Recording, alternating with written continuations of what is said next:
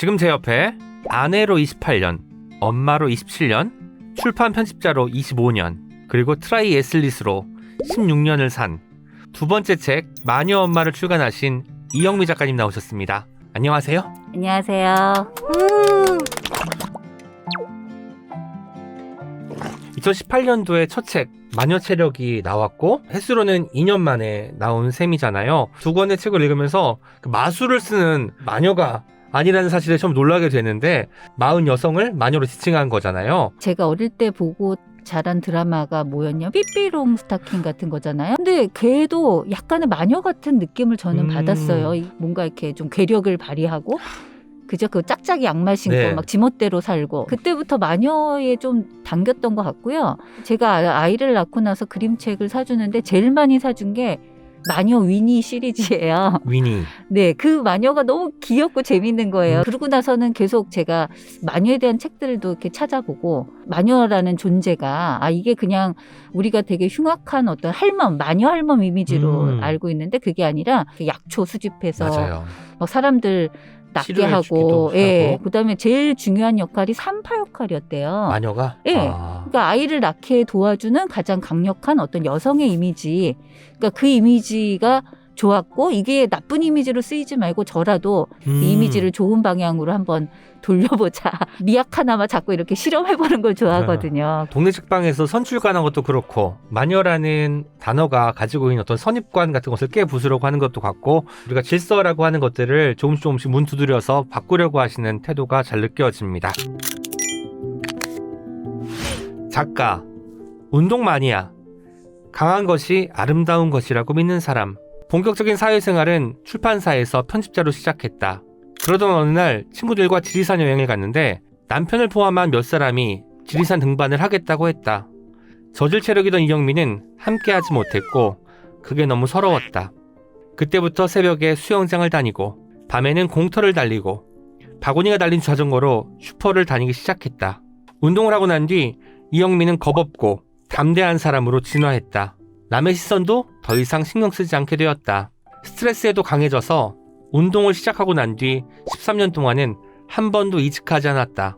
42.19km 마라톤 중계를 처음부터 끝까지 재미있게 시청하는 사람. 대금과 해금을 배우기도 했던 국악 덕후이며 바라는 것은 튼튼한 마녀 체력 할머니로 살면서 죽는 순간까지 명철한 정신을 유지하는 것이다. 책이라고 계속 즐겨 들으면서 네. 일생이 이렇게 파노라마처럼 펼쳐지는 거 듣는 기분이 이런 거였구나. 지금 예, 여기 앉아 계신 다른 분들도 참 이런 마음으로 들었겠구나 하는 걸 느끼고 있습니다. 오류가 있거나 정정하고 싶은 게 있을까요? 딱 하나 있어요. 지리산에서 네. 혼자 오지 않았어요. 왜냐면 그걸 너무 부끄러워서 밖으로 내색을 못 하겠는 거예요. 꾹꾹 참으면서 일정을 다 소화했고 혼자서만 그냥 이렇게 마음의 결심을 하고 약간 드라마틱하게 저희가 각색이 되었군요. 네. 그러면. 근데 지리산 에피소드를 보면서 운동이라는 것은 어떤 계기가 있어야 될 것 같다는 생각이 들었어요. 신년에 올해는 운동 좀 해볼까? 하는 경우가 있지만 보통은 다 실패로 돌아가잖아요. 주변에도 많이들 그러실 것 같은데 어떠신가요? 그런 일이 벌어졌을 때 두 가지 성향의 사람이 있는 것 같아요. 심포도 아유 저길 왜 올라가? 쟤네 올라가봤자 힘들어. 난 안 가. 안 가길 잘했어. 이렇게 생각하는 그냥 네. 그런 부류. 근데 저도 사실 그런 쪽이었던 것 같은데 좀 재밌는 일이 있긴 있었어요. 부부 동반해서 간 거거든요. 네. 그 네 쌍이 갔다고요. 그럼 8명이잖아요. 묘하게 체력이 되는 4사람만 간 거죠. 조금 이건 약간 말초적인 분노인데 말초적인 분노. 네, 부부 동반해서 이렇게 오래간만에 나도 시간 내서 남편이랑 왔는데 굉장히 즐거운 추억이잖아요. 일생에 나 지리산 하면 생각나는 추억을 내가 아닌 왜 다른 사람들이랑 저걸 갖게 되는 거지? 근데 문제는 제가 그걸 못 따라갔기 때문에 벌어진 일이잖아요. 네네. 그래서 그때부터 저는 결심을 한 게 내가 그까지 체력 때문에 못 갈 일, 못할 일은 없게 만들자라는 게 그때의 제 결심이었어요. 운동을 해서 좋은 점에 대해서 좀 이야기를 해보죠. 가장 좋은 점은 그냥 몸이 건강한 거는 그냥 기본이잖아요. 네. 근데 거기에 따르는 그 보너스들이 있는데 그 정신의 건강함이 뒤따라왔다는 거죠. 제가 그런 운동을 시작하고 꾸준히 하는 데는 저도 모르게 약간 그런 악바리 근성은 있었겠죠. 그게 훨씬 더 강화가 됐는데 여유라든가 담대함이라든가 뭐 이런 것들이 더 포함이 돼서 뭐 아무한테도 위축되지 않는 되게 특이한 마음이 좀 강해진 것 같아요. 운동을 하는 사람들 특유의 어떤 자신만만함 같은 거 그런 게 있는 것 같은데 네. 우리가 자존감이라는 표현을 쓰는데 좀 드높여줄 수 있다는 말씀이군요. 그렇죠. 10여 년간 뭔가 노력을 해서 내 몸이 그렇게 바뀔 수가 있구나 하는 그런 자존감이 생기면서 인내심, 뭐 지구력 이런 것들이 훨씬 강화가 됐어요. 이 스트레스를 그냥 다 받아들이는 게 아니라 약간 이렇게 튕겨낸다는 듯한 그런 체력이라는 강한 보호막이 생긴 듯한 느낌? 출판사 다니시는 분들은 아시겠지만 이직률이 굉장히 높아요. 네. 저도 그랬어요. 제 경력이 한 27년 정도 된다면 그 14년 동안에는 한 7군데 정도를 그만둔 것 같아요. 뒤에 13년은 사실 큰 회사이기도 했지만 큰 회사라면 응당 거기에 따르는 그런 의무와 이런 것들이 네. 훨씬 높아지잖아요. 또 나가야 될 만한 상황도 2번 정도 있었는데도 불구하고 그걸 참고 받아들이고 자전거 이렇게 타면서 언덕 올라갈 때 꼭 그런 느낌 들거든요. 내리고 싶어요. 너무나 힘들어서. 그만하고 싶고. 네, 페달만 돌려서 딱 내리면 너무 마음이 편할 것 같은데 그게 한번 내리면 어떤 일이 벌어지냐면 못 올라가요. 다시. 그걸 제가 그 운동을 하면서 느꼈기 때문에 여기서 내리면 나 다시 혼자 못 올라갈 것 같다는 생각이 가속도를 유지시켜주는 동력이 바로 운동이 맞아요. 아니었을까. 네, 많은 인내심, 정신적인 건강함, 뭐 자존감 이런 것들이 보너스로 붙어와서 체력을 이렇게 다질만 하구나라는 생각을 종종 해요. 마녀 엄마에 대한 이야기를 나눠보도록 하겠습니다. 첫 번째 순서는 작가님께서 직접 마녀 엄마를 소개해 주시는 시간입니다. 네, 너무 기뻐요. 마녀 엄마는 이렇게 얘기할 기회가 별로 없었기 때문에 제가 제일 나가고 싶어 했던 이런 팟캐스트에 마녀 엄마로 나오게 돼서 너무 기쁘고요. 일단 제 삶의 정체성을 제가 이렇게 세 부분으로 나눈다면 제가 오래 일했던 편집자로서의 역할이고 이제 운동하는 사람으로서의 또 하나가 생겼잖아요. 40 이후로부터는. 그다음에 또 하나가 여성으로서 아내로서 주부로서의 살았던 그 삶이었어요.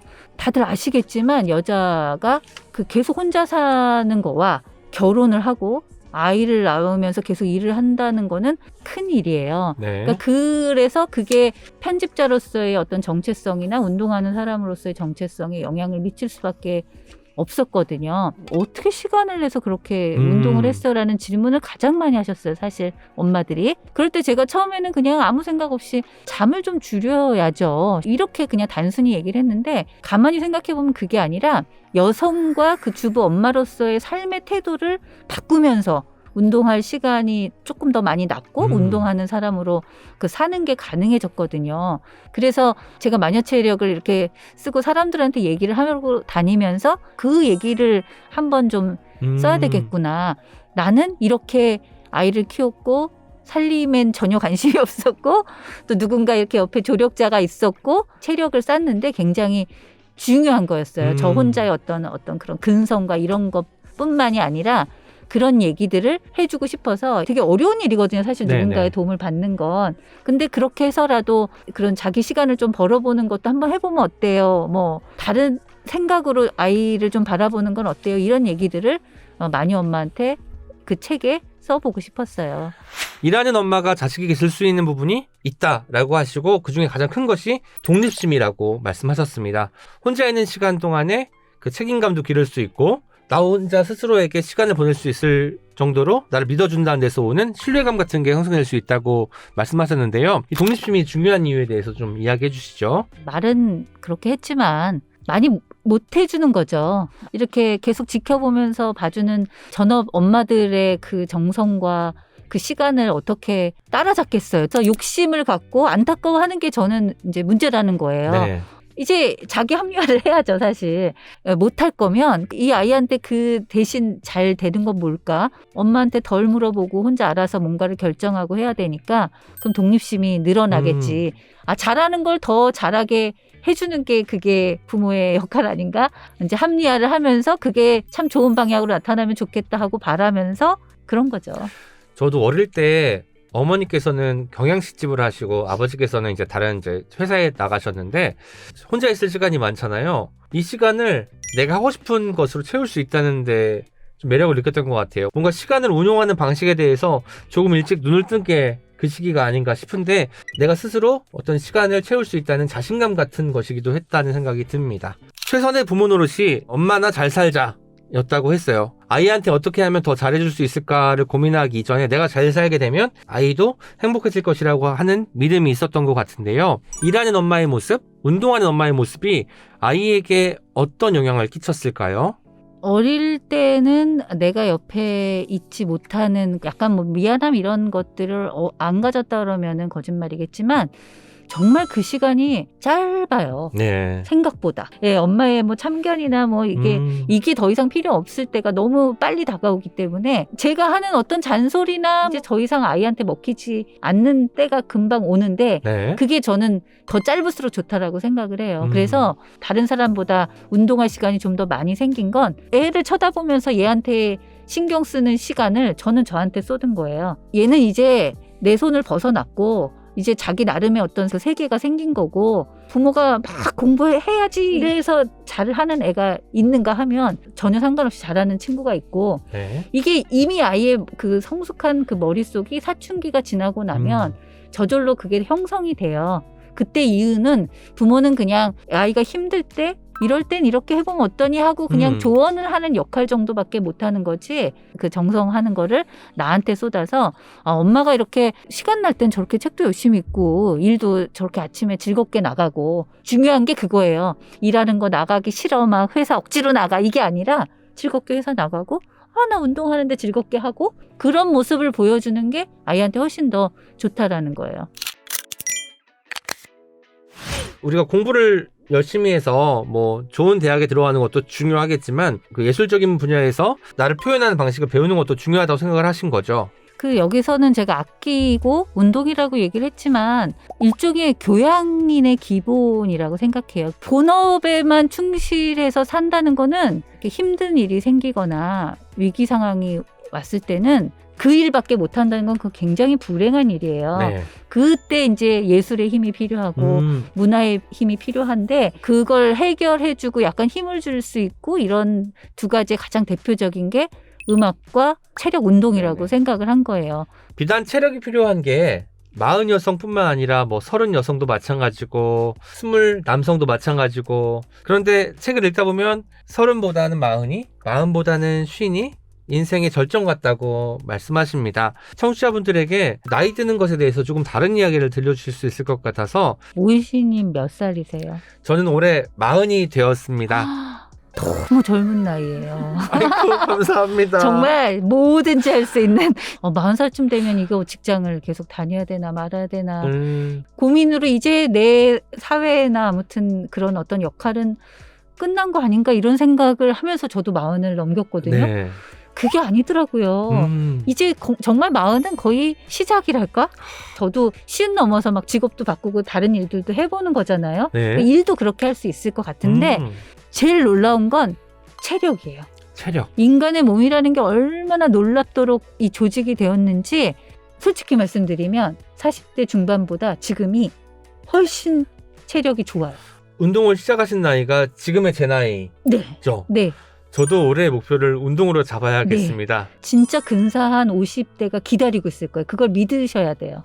여러분 만화 모은 기대해주세요. 정말 저는 오은 시인님 같은 시를 쓰고 글을 쓰는 작가잖아요. 그런 작가들한테 더 필수적인 게 글을 계속 쓰려고 하는 지구력과 인내심인 네. 거거든요. 그건 글을 써서 계속 앉아있는다고 생기는 게 아니라 그리고 스트레스 해소 책으로 너무 좋아요. 이렇게 힘들거나 안 될 때는 일단 나가서 한강가를 뛰고 온다거나 자전거를 타고 오면 정말 머릿속이 약간 리셋된 듯한 느낌이 들어요. 안에서 머리를 쓰는 시간이 있다면 나가서 이제 몸을 쓰면서 반대되는 대비되는 활동을 해야 다시 또 돌아올 수 있다는 말씀처럼 느껴지네요. 책이라고 청취자분들에게 영업하고 싶은 단 한 권의 책을 추천해 주세요. 마녀 엄마에서 안타깝게도 빠진 원고가 하나 있어요. 네. 그 어떤 엄마의 영역을 조금 사회적으로 넓히고 싶다는 의미에서 쓴 원고가 있는데 황정은 작가의 계속해보겠습니다라는 책입니다. 그 중에 한 장면이 저는 잊혀지지가 않아요. 지하실 옆집에 사는 순자 씨가 옆방을 보니 애들 둘만 있는 게 분명하다는 거죠. 근데 어느 날 가봤더니 얘 둘이 신떡을 어디서 찾아서 쪄서 먹고 있는데 순자 씨의 그 태도 보통 같으면 어머 이걸 어떻게 먹었니? 너무 쉬었잖아 이럴 텐데 이 아이들한테 너무 수치심을 주고 아이들이 부끄러워할까 봐 떡이 참 맛있다. 그러니까 아줌마네 집에 가서 밥이랑 바꿔 먹자. 너무 보잘게 없을 게 뻔한 두 아이를 보잘것 없지 않게 키워놓은 그런 어떤 엄마의 힘. 황정은 작가 소설 중에 제일 좋아하는 작품이거든요. 그 책을 켈리 작가님, 저희 오은 연기종기 작가님도 가장 좋아하시고 방금 말씀해 주신 장면을 여러 번 언급하시기도 했거든요. 좋은 장면은 많은 사람들에게 이렇게 남는 모양입니다. 책이라웃 오은 연기종기 녹음 어떠셨나요? 172회 정도 되지 않았나요? 네, 맞습니다. 그렇게 170번이나 되는 동안에 이제야 나올 수밖에 없었던 게 그렇지만 그게 아주 영광스러우면서도 마녀 체력을 내고 제가 책에도 썼지만 한 80군데 90군데 정도의 미디어랑 인터뷰를 하고 라디오에도 나가고 막 이랬는데 가장 나가고 싶었던 데가 책이라웃이었어요. 그런데 두 번째 책 마녀 엄마로 이렇게 불러주셔서 영광스럽기도 하고 그렇습니다. 만약 편집자였다면 책을 안 쓴 편집자였다면 아마 조유리창 밖에서 그 책을 만든 작가님을 모시고 와서 이렇게 보면서 부럽다 이렇게 생각하고 있을 텐데 책 쓰는 작가가 돼서 오은 시인님 옆에 앉아서 이렇게 얘기를 할 수 있게 돼서 너무 좋아서 청취자들한테 이렇게 얘기하고 싶어서 좋은 책 쓰셔서 책이라웃에 꼭 나오시기 바랍니다. 아이고 마지막 인사까지 해주셨네요. 사실 지금 나오신 게 다행이었던 게 제가 서툰 기간이 길었어요. 지금은 조금 아니에요. 잘하는 편이지만 제가 처음부터 굉장히... 들었는데 말씀 잘하셨어요. 아무튼 다시 한번 출연해 주셔서 감사합니다. 앞으로 마녀 체력 마녀 엄마 이 책을 읽으시고 40살 이상의 여성분들이 자신감을 갖고 자신만의 삶을 사는 광경을 떠올리면서 또 내일을 열어서셨으면 좋겠습니다. 오늘 함께 해주셔서 감사합니다. 감사합니다.